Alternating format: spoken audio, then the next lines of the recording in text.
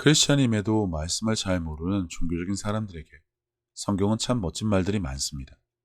서로 사랑하라처럼 고상하고 위대하고 거룩해 보이기까지 하는 구절들이 많으니 종교적인 이들은 이를 자주 언급을 합니다만 실상은 전혀 그렇지 않은 삶을 사니 막상 다른 말씀들을 실천하려면 안 되는데 어떡하냐는 말을 하는 대다수의 사람들을 위해 오늘은 그 중에 나를 죽인다는 말에 대해 나누고자 합니다.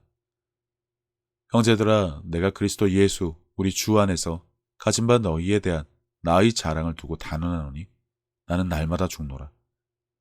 초반부터 쎄하죠. 사람에게 최대 공포이자 궁금증인 죽음에 대해 그것도 날마다 죽는다니. 이게 가능한 일인지 궁금할 수밖에 없지만 흔히 갖는 이해는 나 대신에 예수님이 사시고 그분이 나타나야 한다는 말인데 말은 그럴싸하지만 그 조건에 맞는 삶을 사는지 이해를 갖고 있는지에 대해서는 말할 필요조차 없습니다. 모릅니다. 수박 겉핥기도 유분수인 경우가 아주 많죠. 그러니 여기서 말씀에 대한 이해를 갖기 위해 몇 가지 알아야 할 것이 있습니다. 아버지와 나는 하나다와 그가 내 안에 그리고 내가 그 안에란 말씀이 바로 그것인데 내가 죽고 예수님이 사신다.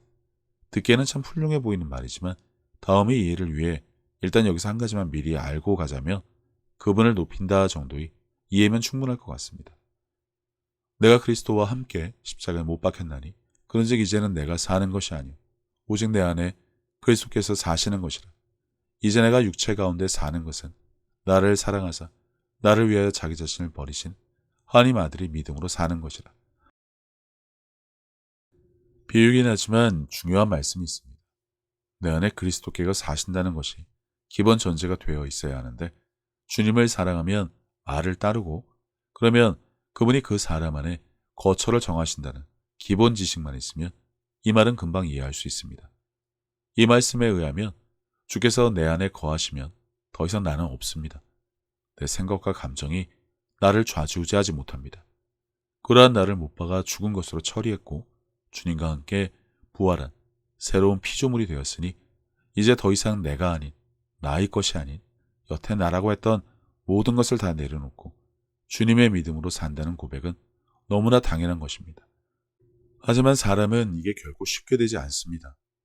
뭐 대단한 믿음의 사람들이나 그럴 수 있다며 넘어갈지는 몰라도 이건 모두에게 해당되는 말입니다.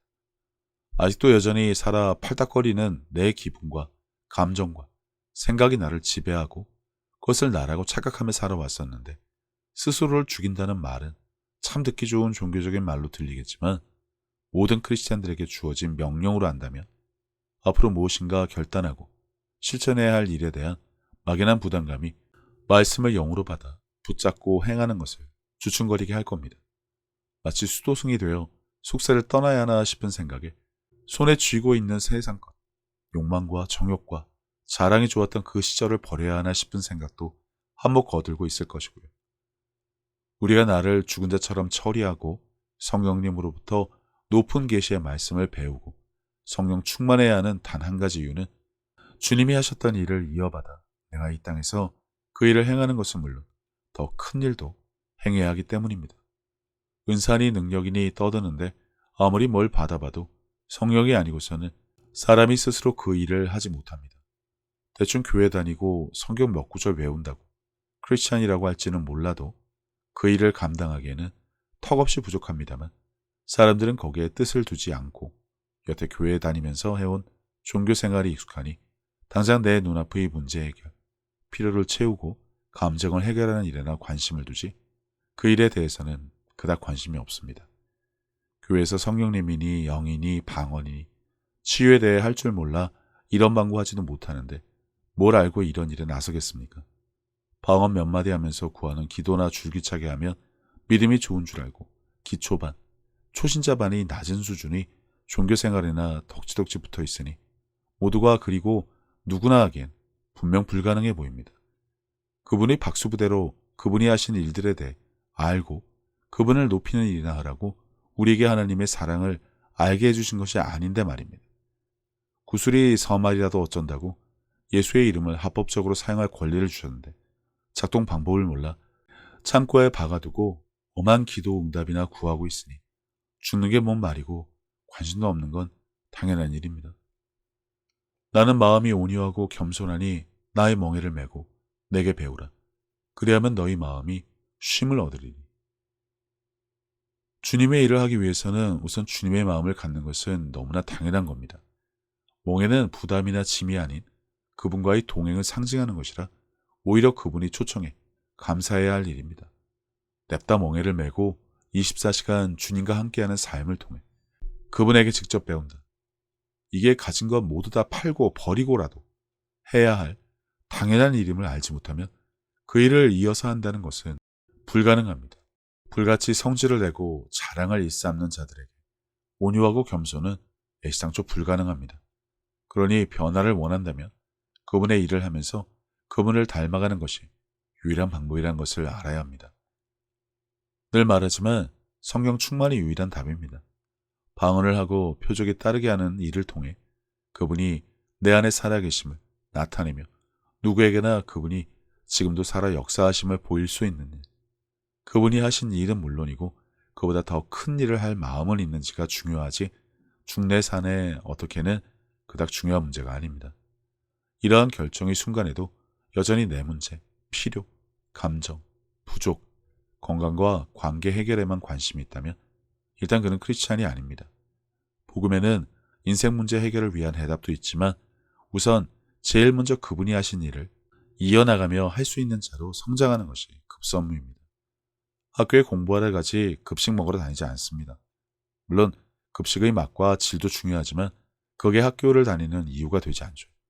단지 지식을 쌓아 대입 준비를 위한 기간으로 전락한 지 오래지만 교우와의 관계, 단체 생활을 통한 규칙을 배우는 등 배울 것이 한두 가지가 아닙니다.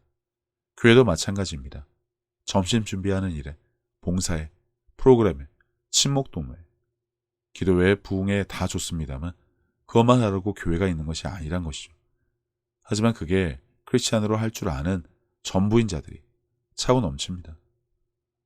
어차피 하나님은 영과 진리로 예배하는 자를 찾으시고 인자가 왔을 때 믿음을 보겠냐고 주님이 그러실 정도로 원하시는 일을 하는 자의 수는 적을 수밖에 없습니다. 그러니 어떤 자가 될지는 각자의 선택에 달려 있습니다. 전쟁이 나도 전선에 나가려는 자가 있고 뒤에 숨어 몸을 사리는 자가 있을 수밖에 없습니다.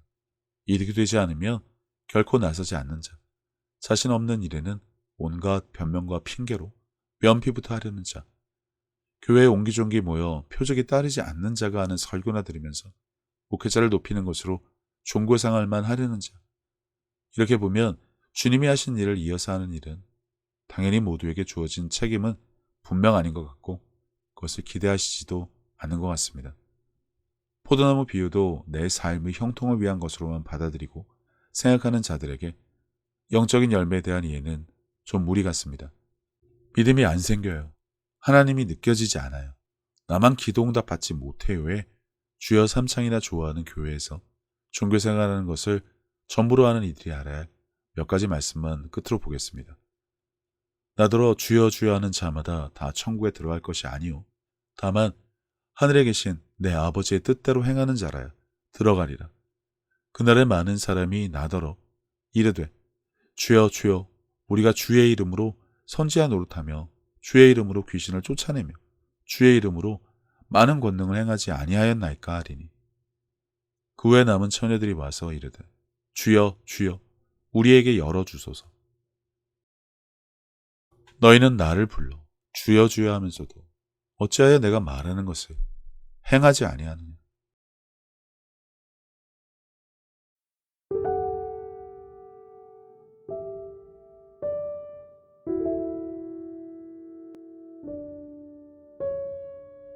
예수님께서는 내 마음을 다하고 목숨을 다하고 뜻을 다하고 힘을 다하여 주 너의 하나님을 사랑하라 하신 것이요.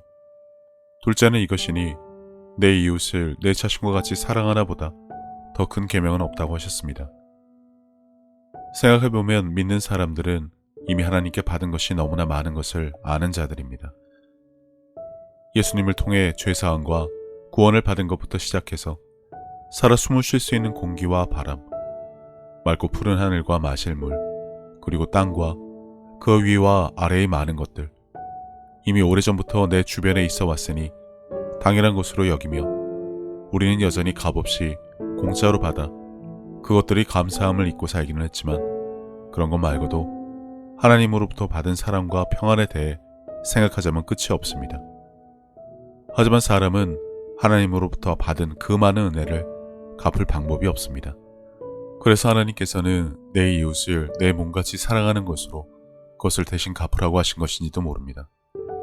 그리고 지극히 작은 자에게 한 것이 곧 하나님께 한 것이라고 하셨으니 그분의 은혜를 알고 그분을 닮아가는 삶을 살아가야 한다면 지금 내가 살아가는 삶의 방향이 하나님과 나의 이웃을 사랑하는 올바른 길 위에 있는 것인지 한 번쯤 점검해 봐야 하지 않나 싶습니다.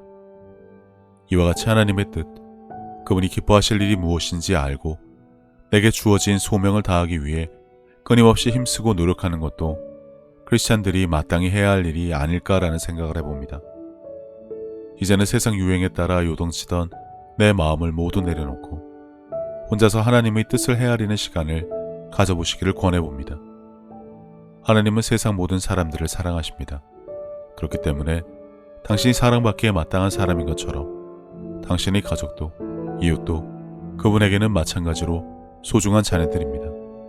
당신이 어려운 상황을 겪었을 때 하나님께서 당신의 삶에 관여하실 수 있도록 마음의 문을 열고 그분을 신뢰하며 동행하는 삶을 살아왔듯이 이제 당신도 다른 사람들에게 먼저 다가가서 손을 내미는 귀한 삶이 되어주시기를 바랍니다. 예수님께서 주신 새 계명, 서로 사랑하라.